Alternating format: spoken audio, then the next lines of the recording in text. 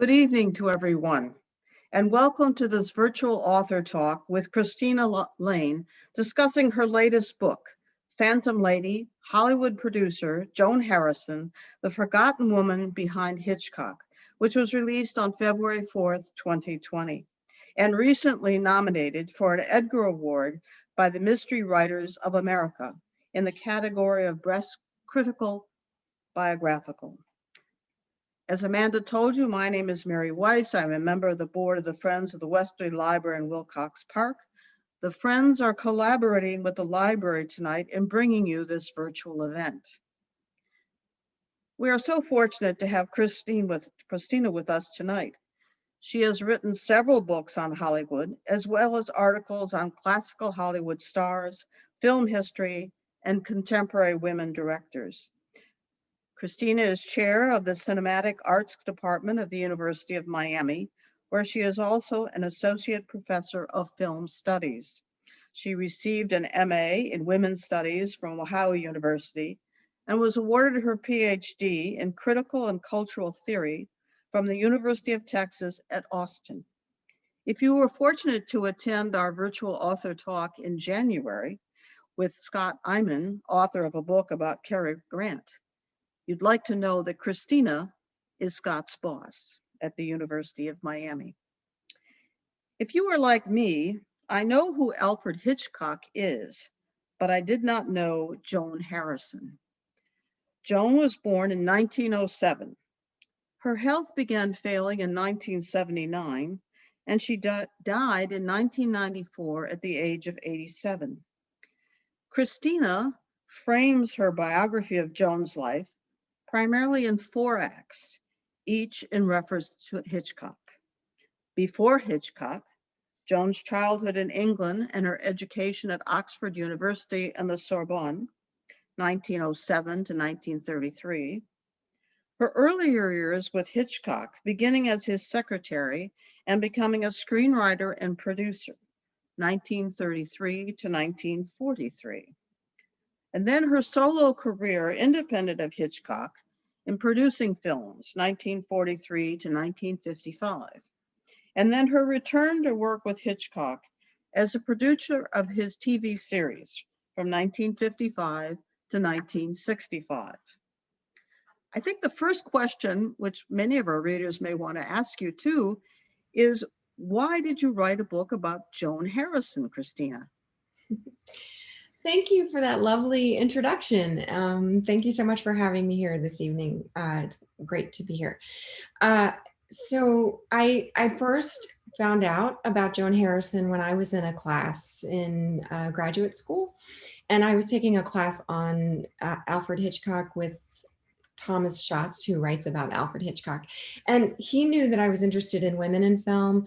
And I was lucky enough that he pointed me to Joan Harrison. And there's an archive, the Harry Ransom Center, that has papers on a lot of those productions, which Hitchcock did and which Joan Harrison worked on. So while I was at the University of Texas at Austin, I had the opportunity to do a little bit of archival research on her. But that was years ago, and it just planted some seeds that stayed, and I decided eventually that the kind of work I wanted to do on Joan Harrison was to write a biography. I thought that before more work could be done, I thought that bringing her life story to the general public was the most important thing. Was she known as Hitchcock's iconic blonde? Yes, that's right. So yeah, and that, I guess, is another piece of it, is that I also was just so interested in the fact that so many women collaborated with Alfred Hitchcock, right? And that there are a lot of female collaborators, that Hitchcock was so influenced by many women. But I decided that she was perhaps the most important person. She resonated, in terms of not just the decades that she worked with Alfred Hitchcock, but also this additional dimension that she was kind of the prototypical Hitchcock blonde. She was really the first person that he met that I think then stepped onto the screen, that really became a part of his fantasy life as someone that we kind of began to see as Grace Kelly and Kim Novak and Tippi Hedren. But really started with Madeline Carroll in the 39 Steps. For those of you who are big Hitchcock fans, right around the time Joan Harrison joined his team, and I'll just say that what happens is Joan Harrison then models herself, you know, and really finds a way to become like a fashion icon. She really becomes a brand, and someone who is very attuned to fashion and very attuned to her own style. Well, there was a third woman, I should say a second woman, a third person in this triangle. There was Alfred Hitchcock, Joan Harrison, and then Alfred Hitchcock's wife, Alma. So Yeah. how did that whole dynamic work? Yeah, and I often say that, you know, I can't really talk about Joan Harrison without talking about Alma Reville. And Alma Reville was Alfred Hitchcock's wife, and they began as a couple. You know, they began working together in the early 1920s, and really, Alma began working in films before Hitchcock did. So she started in the industry when she was about, you know, 16 years old, and she was working, as they say, as a cutter, which is in the editing room. But by the time she met Hitchcock in when she was like 21, you know, years old, and he was about 22 years old, she'd already held a lot of different positions as a floor director, as a continuity editor, as an assistant director, and as an editor. And so as he was learning filmmaking, she was really bringing him along in the ideas of filmmaking. But to answer your question, you know, then what happens is by, you know, 10 to almost 15 years later, in the mid 1930s, Joan Harrison answers this ad to be a filmmaker's assistant, and this is Hitchcock's, you know, assistant or secretary, and she joins the team, and Alma helps to train her, right, as she had helped to train Hitchcock. Oh, good. Okay. Yeah, and by then Hitchcock and Alma had their own kind of secret code in terms of the way that they wrote screenplays and the way that they adapted work for the screen, and they didn't share that with many people. But luckily for Joan Harrison, they brought her in to this triangle, as you know, right, as we say, and they really formed a team that would work together in a way that no other, like basically Hitchcock didn't work with other people the way that he worked with Alma. And wasn't she known as his work wife or something like that? But yet she traveled with the family, and she didn't live with them, but she almost did. She was. Yeah, she practically did. They went on vacations together beginning within a year of her joining the company.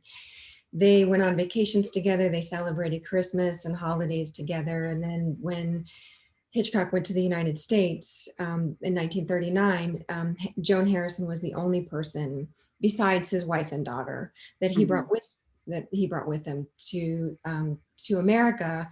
And at that point, they did live in the same building. You know, she lived on the first floor, and they lived on the penthouse. Well, you know, your title for your book seems that it tells us a lot, and maybe we could parse through it and understand it a little bit better. It seems to talk of the different periods in her life, and the one is the film, The Phantom Lady. Is that what you're referring to in the title, or does it have other references as well? Yeah, so it does refer to the film that she made as her debut film, and we can talk about it, you know, in terms of in the early 1940s, she makes a film with Universal as she kind of breaks away from Hitchcock to become her own woman, right, and her own producer. And at the same time, I did see her as a phantom lady. I thought that the title worked well because she had been kind of hovering in the shadows behind Hitchcock's very, you know, his significant presence in film history. So she, while she actually was quite popular and well known in Hollywood at the time that she was working, she becomes this kind of phantom lady in film history. Well, there's a little interesting aspect to this film because she gets credit as a producer, but not as the sole producer, not as the executive producer, but as an associate producer. And is this telling us something about how women were being treated in the film industry in the 30s?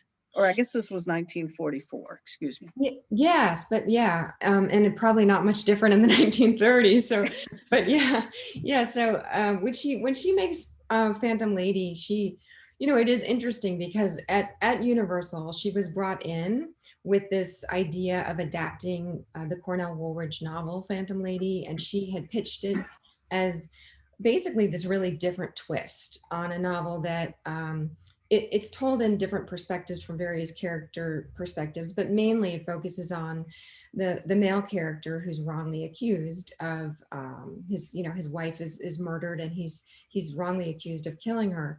And so Joan Harrison's idea was to take basically a girlfriend character, a side character, and make her the secretary of the wrongly accused businessman, and then actually turn it into her story where she becomes the investigator and the savior, and she also becomes like the driving force in terms of trying to find out who actually will find out the kind of find his alibi, right, find out his alibi. But the point is that when she's brought into Universal with this fantastic idea, they also see her as someone who can elevate the genre. They've been making horror films, and they see her as someone who can make more kind of elevated and more sophisticated films that are going to help Universal change its image. And even though they understand that she can really do this for them, and they see her as special, they won't give her the title. They won't give her the title producer just yet because she's so new to them, right? They don't think that she's got the cachet. So they only give her associate producer title, even though for all intents and purposes, she is the producer, and the only person above her is the executive producer. So she was definitely working kind of as a second class citizen and having to deal with the misogyny of the industry. Well, there are kind of other aspects to this film as well, not only the storyline, but it's told from the female voice. Is that something that Joan's introducing, or is you see other films doing this in the early 40s? Yeah, so it's definitely something that she had been interested in, you know, ever since she got into filmmaking. I think that she brought this in as an interest, even because she loved literature that was told, you know, from female perspectives. And so when she joined Hitchcock, she loved these gothic female kind of psychological thrillers and psychological romances. So when she has an opportunity to be a producer and give her kind of creative freedom expression, she most definitely, you know, explores all these ideas about, you know, what do you do when you have, what can you do when you have a female protagonist, and especially in this noir, this film noir, you know, kind of movement or genre that is developing right in the early to mid 1940s. And so she is one of the first filmmakers that's exploring this, because mostly, and we know this, you had these femme fatales, you know, these dangerous women who were transgressive and interesting, but they were definitely not necessarily sympathetic or the main characters. I don't know that I would say, you know, she was the only she was the only person doing this, because I'm sure that there's part of a trend, but she's really unique in the way that she brought this in, and that you can trace the theme through her films.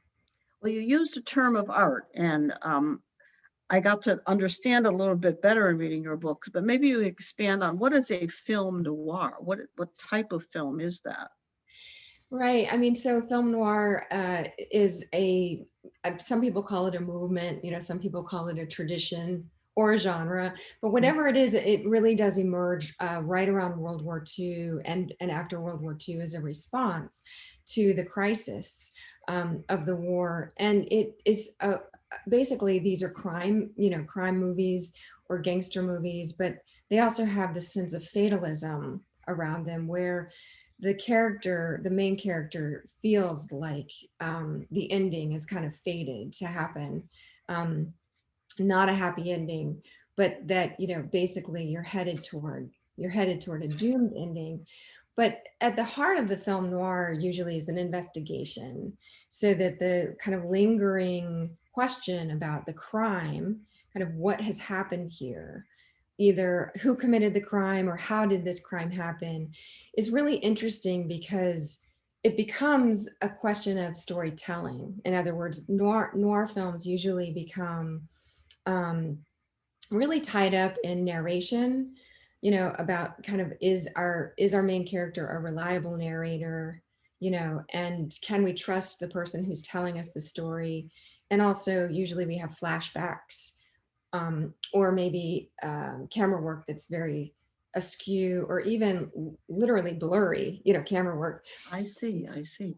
Well, there's another aspect to this, and it's the year 1944 when this film, The Phantom Lady, is released. Of course, those are the war years. Um, was there a particular aspect of this that the studios were using to attract women audiences now, since many of the men were not here to watch the films? Yeah, so and 1944 is just the beginning I mean, Phantom Lady really does catch this wave. I think Joan saw and intuited that women, particularly women who are moving into cities and who were beginning to work for the first time, she saw this as a target audience. So these were wartime working women who had very modern sensibilities and who were basically, they knew that they didn't necessarily want to meet the kind of domestic angel image, and nor did they knew that they weren't the femme fatale or this kind of demonized woman on screen. And so they knew that they were somewhere in between, and they really did identify with a character like the main character in Phantom Lady, whose name is Kansas, because she comes from the Midwest and she's striving for something really different, and again very modern and very complicated as she moves into the city. And she does actually, it's almost like this story where she falls into a rabbit hole, right? And she then finds out that she has more. She's stronger than she knows. And so women who were in the war, or in the wartime, and who were being asked to work for the first time or enter the public sphere for the war effort, right, were finding actually that they were being called in new ways and identified with characters like this.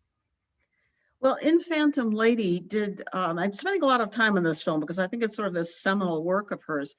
Did she also play other roles than just the producer? Was Yeah. she the screenwriter on this as well, or? Yeah, and this is a very important point because, well, first of all, she really did see this as her film. And because of the way that Universal was structured as a rather loose, studio where it was a producer unit system. And basically all that means is that there was a lot of collaboration where she chose the director and she chose the art director. And there were just a lot of loose and free flowing conversations about how the film would move along. And so when she brought in the screenwriter, or when she, the studio, and she decided who the screenwriter would be, they picked a novice. Basically, Bernard Schoenfeld was someone who'd only worked in radio. And so while he got the screenwriting credit, I believe that she understood, right, that she was really in the driver's seat and that she could bring him along and teach him how to write screenplays. But at the end of the day, she knew that she would be able to dictate the writing choices. At the same time, because of guild restrictions or union restrictions, she wouldn't have been able to take both a producer credit and a writing credit. So she had to basically at that moment choose, am I a writer or am I a producer? Right. And obviously she really was a producer. Just to step back a few years, I believe the first major film she was involved with in the United States was Rebecca, which Yeah. came out in 1940, which was an adaptation of a novel by Dauphin de Maure. And that was just like a gangbuster right out.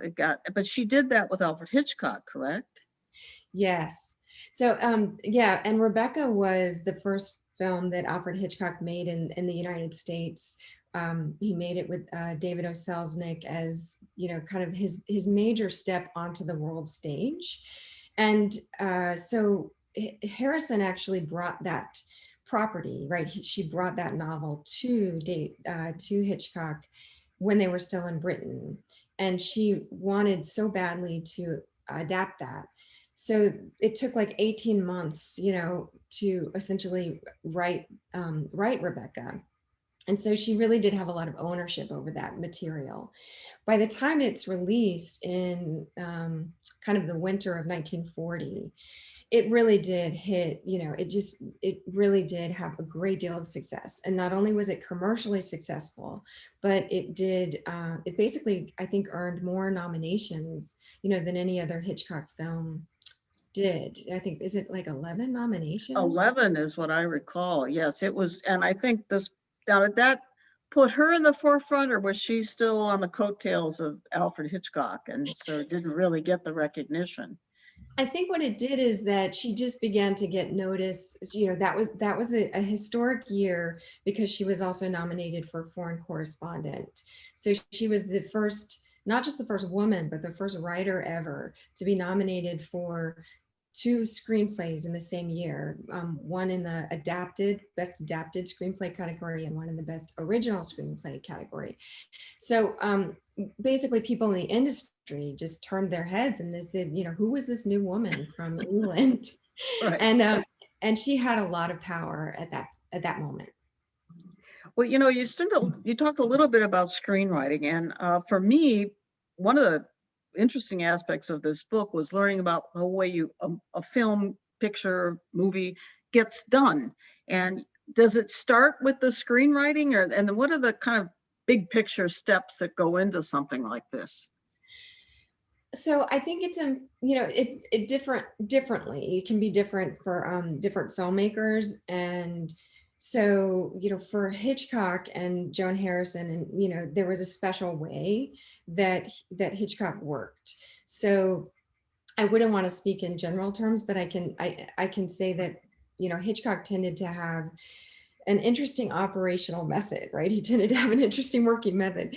And partly he really did believe you had to get the script in place. You had to have, he had a line that he often said that basically once, before you even go on the set, he had kind of the script in place and the storyboards. And so everything was boring once he stepped onto the set, because the exciting part happened beforehand and he knew everything that was going to happen. He could close his eyes and fall asleep, as the director on the set. But basically what that means is that Hitchcock he was the kind of person who would think in terms of little episodes or kernel moments, visual kind of vignettes.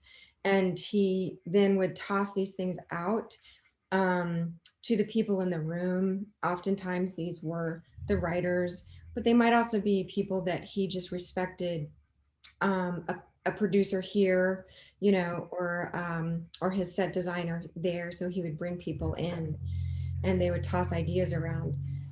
But a lot of his writers would say, well, I spent all morning with him chatting, and they'd leave and go off to lunch, and then they were expected to kind of bang out on the typewriter a few scenes, and they would feel like they don't even really know what just happened. He's very disarming in terms of the way that that he would discuss what he wanted, but that was really his way of letting them do the work, because he wasn't a writer and it was up to them to come up with the structure and the character. I think you said in your book too that he really didn't like to read, that it was up to Joan to do all this, finding the short stories or the novels and, going through all that work. Is that true? He just didn't really care to read much?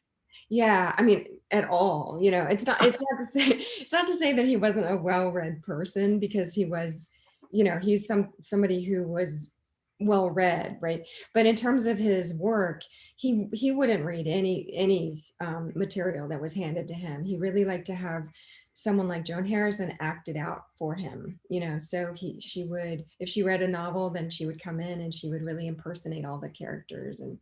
And that meant that she was an important gatekeeper, because if she didn't like material, she just wouldn't bring it to him, Ah, okay. And that meant that she was weeding out a lot of things before they even got to his level. And then if she liked something, then it meant that she was acting it out in a particular way. She's describing it. So she can frame this for him and present it in such a way. Of course, was still in the picture. She could lend her 2 cents as well, I'm sure. Yes, yes. And for a lot of, it kind of depends on the years, on the period of time. For example, in the early 1930s, Alma would have been reading a lot too, and bringing Hitchcock material and saying, I really think you should make this, or I love this book, let's try to make this. And definitely what Alma had was the final decision on everything, so Hitchcock would run absolutely every decision by her. And if she didn't like something, he just wouldn't do it. That's it. Okay.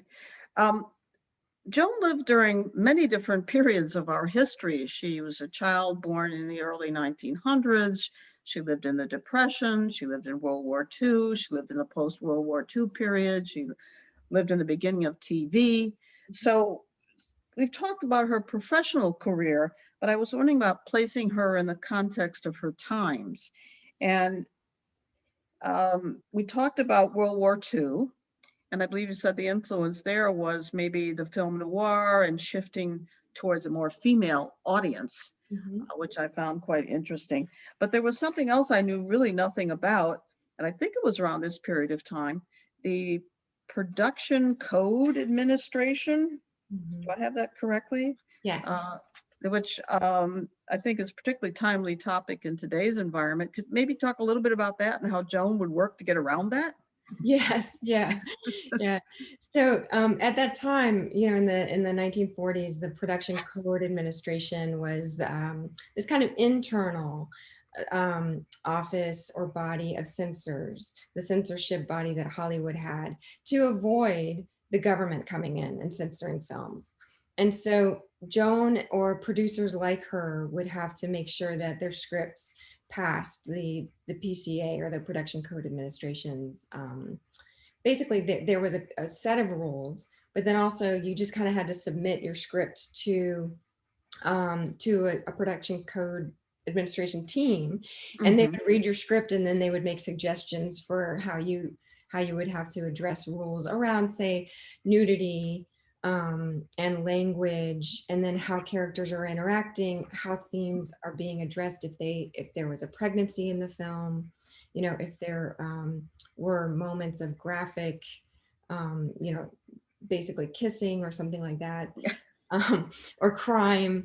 And so the thing that Joan was dealing with mostly is that she was somebody who really wanted to make films that pushed the boundaries, especially around romance and coupling and marriage and family. She really wanted to critique kind of more conservative notions of family and the institution of marriage. And what she kept coming up against is, say she had a female character that was a little bit, well, just at all not passive, like, in other words, not an aggressive female character, but just somebody who was not passive. And she would essentially be told by the censors at every time, well, your female character is basically needs to be pushed back and made less assertive.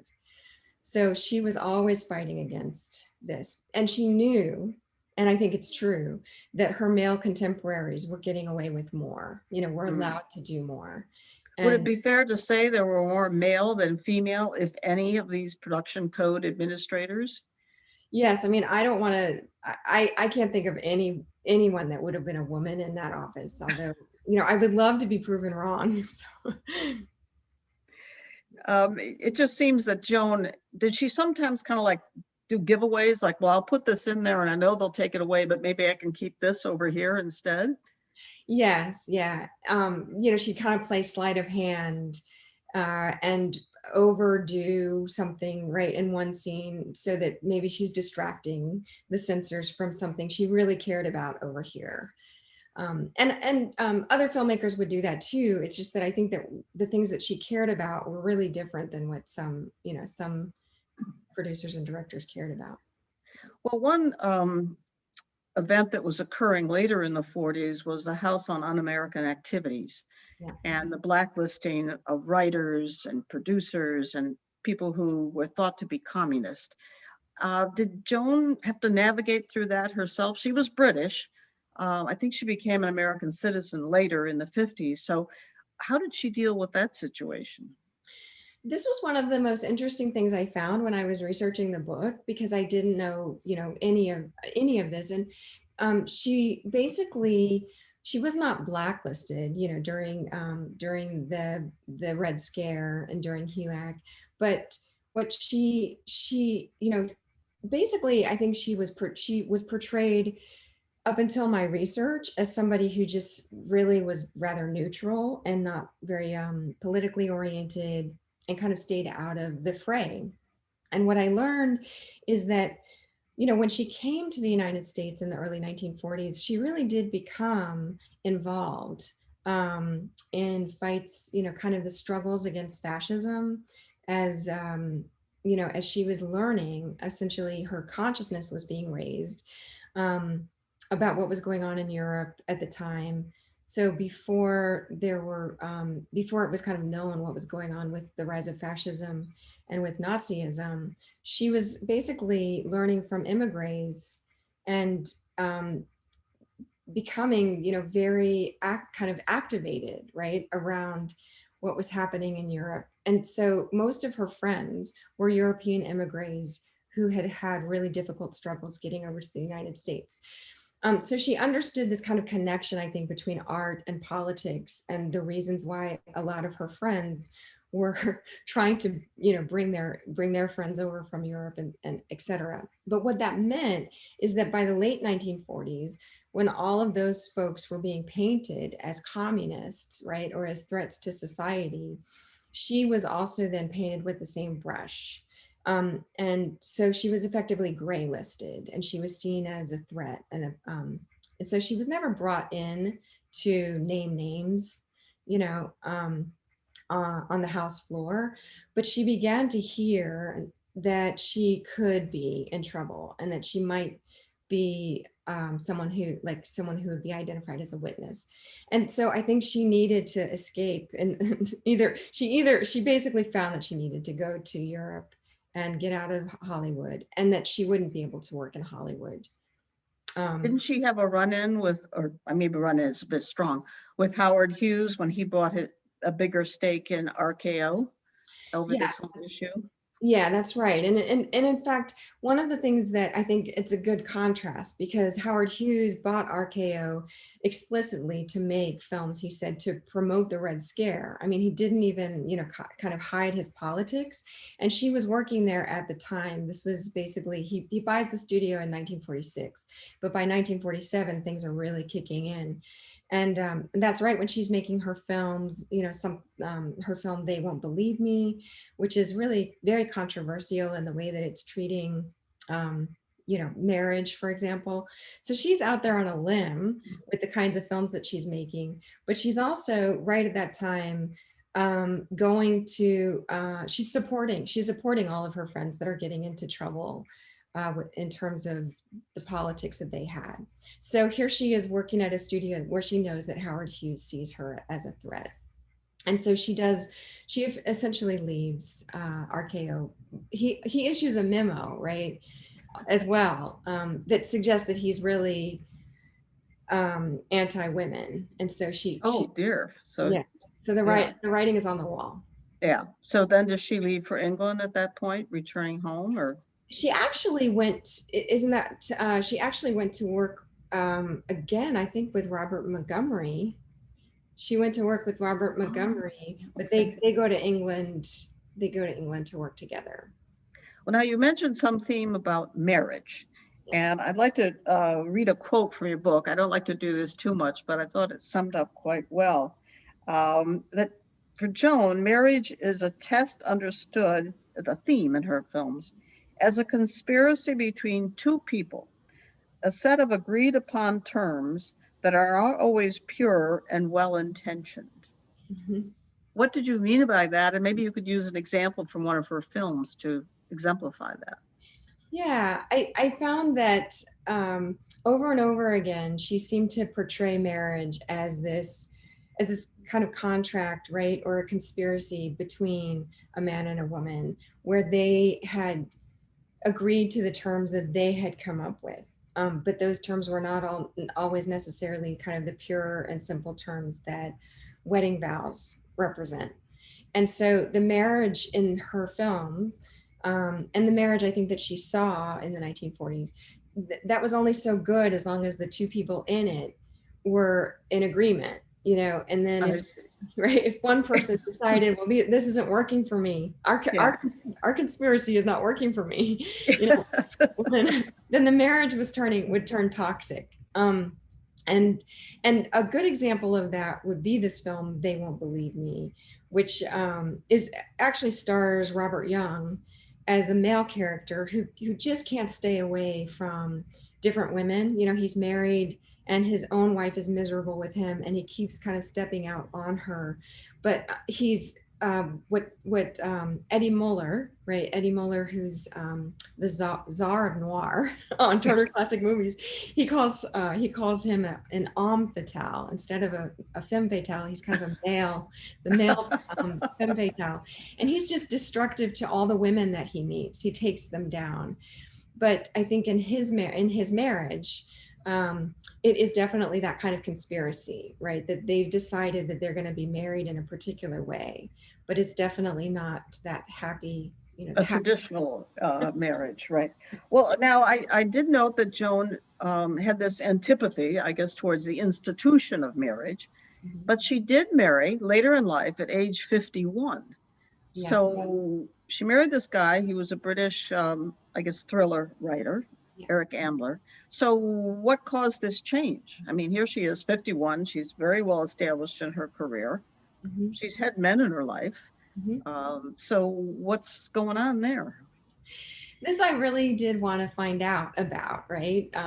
So because in articles, fan magazines and, you know, Time magazine, all these articles throughout her career, she'd given quotes that said, I don't believe in marriage, you know, maybe, I mean, she would say, you know, maybe as an idea, but as Yeah. it is today, I don't believe in marriage. And she dated Clark Gable, she dated Kirk Douglas, you know, she had kind of a romance with Billy Wilder. She was really constantly linked with various men in Hollywood. So I did wonder, why was it that she had kind of a change of heart or change of mind in 1958? She marries Eric Ambler, some call him basically the inventor of this modern spy novel. So Oh, yeah, they were great together. I mean, I think in part she might have decided that she was marrying someone who would. But I think Alfred Hitchcock actually told a friend, I knew that she was going to marry either like a star, you know, or someone with star status, because she believed that that's what she was made for, you that's know. right. I'm destined for that. Right. Yeah. Right. Yes. Yes. So I did ask, a lot of the people that are still alive today that knew her. I asked and kind of dug around for why it was that she would have married, and people had different answers. But I think that the general answer, the general consensus, was that she wanted a companion. You know, she wanted someone to travel with, and she wanted a friendship. Okay, that works for her. Yeah. But there were men in her life, and I think you told me a little anecdote before we began today about her house. She had a very beautiful home, which I think you told me you visited, and there was a unique feature to this home. Maybe you could talk a little bit about that. Yeah, yeah. And one of the things that I did mention offhandedly is I really didn't know her. Like I was trying to get to know her, Joan as a character as I was writing this biography, and she's very elusive as a person. And so I felt like finally I got a grasp on who she was, you know, kind of on the inside, when I was able to go visit her house in Beverly Hills or in Westwood. And the owner of the home allowed me to walk through the house and see the house, and really took me through like a lot of details of her home. And one of the reasons why that was the case is because Joan basically was really like, as soon as she made Phantom Lady, you know, as soon as she made um, her solo venture, her independent, you know, kind of venture as a producer, and felt that she had attained a certain level of freedom and professional freedom, she bought this plot of land, and it's high up on this cliff. And she then worked with uh, the architect, is it Paul Laszlo? I know I'm going to get this wrong, but he's a Hungarian architect who's very well known. And Yeah. yeah, and they worked together to design a custom made home, and even the furniture inside of it was designed just for her. And it is mid-century modern, which really stands out in Los Angeles, which is mostly Spanish Mediterranean or Art Deco. Mhm. And so I knew that that was a reflection of her personality, right? And she was a private person, so she tended to be private there, but she would also host, parties there and socialize there. And one of the features, of her bedroom, because it's just kind of interesting. It's basically like it's shaped basically very simply, but a feature of her bedroom was to have this door where she could kind of sneak out the back door, or any of her suitors could sneak out the back door. And then they're basically these stepping stones that take you all the way down the side of the cliff for a quick, easy escape. So if Clark Gable's coming in the front door, Kirk Douglas can go out the side door. I get it. I Exactly get right. it. Yeah.